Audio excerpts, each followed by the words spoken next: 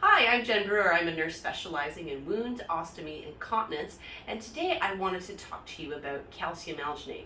First, I want to put a disclaimer. By no means do I do this for any company, because there's several companies that make calcium alginate.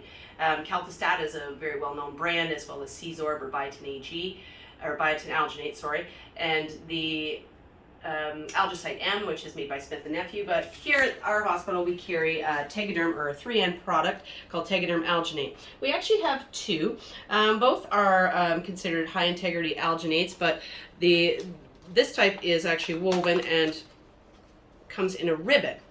The ribbon unravels and you're able to pack this quite easily. Nurses often get concerned that, oh, we're going to leave this behind, but the alginate, because it has these little filaments and it's made out of actual algae, it is bioreabsorbable, so you can leave a little bit of this behind in the wound. The body will reabsorb it.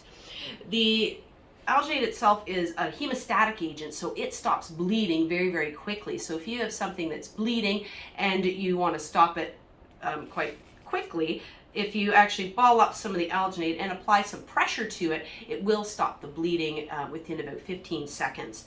It is, again, a gelling dressing, so when you get this wet, it actually turns into a gel. It does a little bit slower, so you're going to see it kind of get a little lumpy here today, but it turns into a gel. So it's actually very soft on the skin. The other problem I find sometimes with alginate is nurses, because they have a dressing change that they are to do every 2 days or every 3 days, if they see the alginate in there and the alginate is only maybe half wet, they want to still try to change it, but the alginate is then stuck to the patient's skin, so they got only maybe half. If you actually just leave the alginate in place and don't change it, it actually is better for the patient.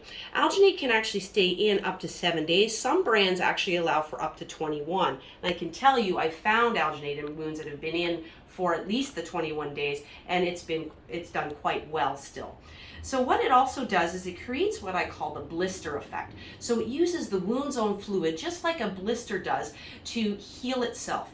And it allows for some of the excess fluid to come out the back.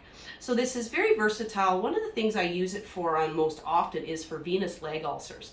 Because we're changing those twice a week, the alginate is able to stay in place, and again, it heals about 90% of them. It's the compression that will heal the venous leg ulcer, but that's another video. But the alginate itself just allows for that right moisture balance against the wound. So it is a very versatile product. It does come in a ribbon, but I also have it that comes in a square. The square piece is much thinner, and it can be placed on a surface wound or put into an area where there is some depth. We never pack anything where we can't see the base of it. With an alginate, you would use a ribbon packing of some sort for that. But again, anything that's shallow, even if it is deep, as long as you can see where the base of the wound is, you still are able to place the alginate in it. Anyways, that's my small talk on alginate today. Please like and share, and let all your nurse friends know this is the place where you're going to find out some info just on the products.